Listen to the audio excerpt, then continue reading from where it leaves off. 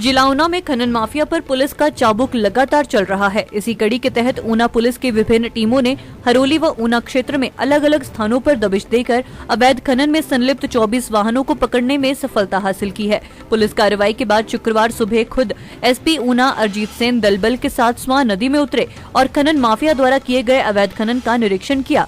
इस दौरान स्वां नदी में हुए बड़े बड़े गड्ढे और रेत पहाड़ जैसे लगे ढेर देख खुद पुलिस के अधिकारी भी हैरान रह गए।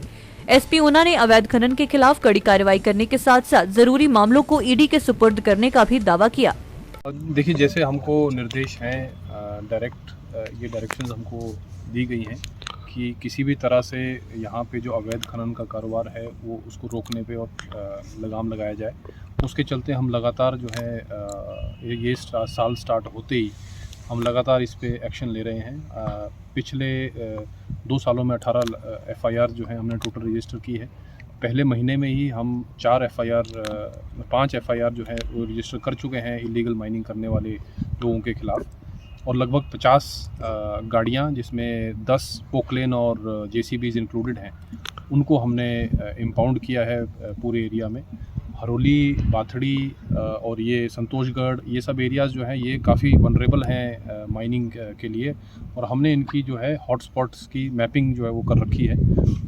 उसके चलते हम यहाँ पे मौके पे आके जगह जगह दबिश दे रहे हैं और हमको काफ़ी सफलता भी मिल रही है। हमारे साथ रेवेन्यू डिपार्टमेंट, माइनिंग डिपार्टमेंट के लोग भी शामिल हैं।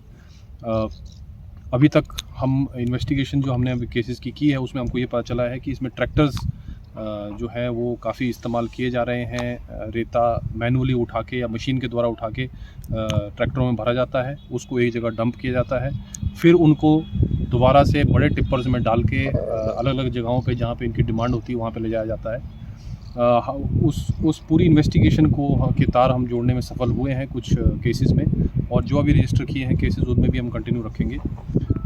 एक सबसे बड़ा चैलेंज जो हमको आता है वो मैन पावर की होती है, क्योंकि ये एरिया जैसे आपको मालूम ही है 63 किलोमीटर का पूरा स्वां का नदी का एरिया जो है वो हमारे ज़िले से क्रॉस करता है, और जो बॉर्डरिंग एरिया है वो सबसे ज़्यादा वनरेबल है रेत माफिया के लिए।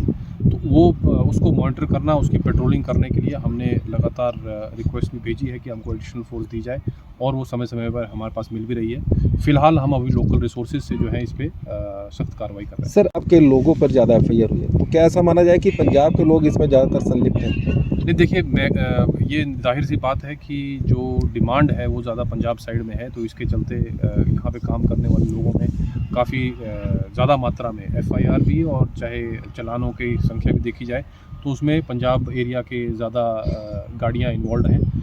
पर इसमें लोकल इन्वॉल्वमेंट के बिना कुछ नहीं हो सकता, ये तो जाहिर सी बात है। इसके चलते हम यहाँ पे हमने जैसे एफआईआर रजिस्टर की है उसमें एक सर्वेयर की भी रिक्वेस्ट की है।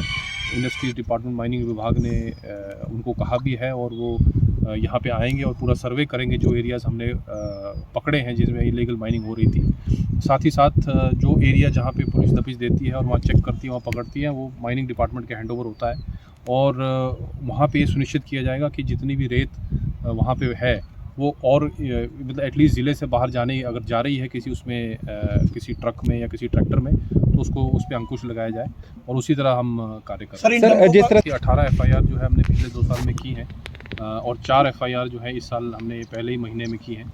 तो इनमें इन्वेस्टिगेशन के दौरान अगर ऐसा किसी भी तरह का ऑर्गेनाइज्ड स्ट्रक्चर लगता है कि यानी कि कोई जैसे इनके कुछ लोकल इन्फॉर्मेशन देने वाले लोग, जो व्यक्ति जो है इन टिप्परों को बाहर से बुलाता है, वो जिनके वो टिप्पर बाहर से आते हैं, या उनके ड्राइवर या उनको इकट्ठा करने वाले, ये सभी लोग अगर एक ऑर्गेनाइज तरीके से इस तरह की इलीगल माइनिंग की एक्टिविटी कर रहे हैं यहाँ पे, तो ये एक फिट केस इन्फोर्समेंट डायरेक्टरेट का बनता है।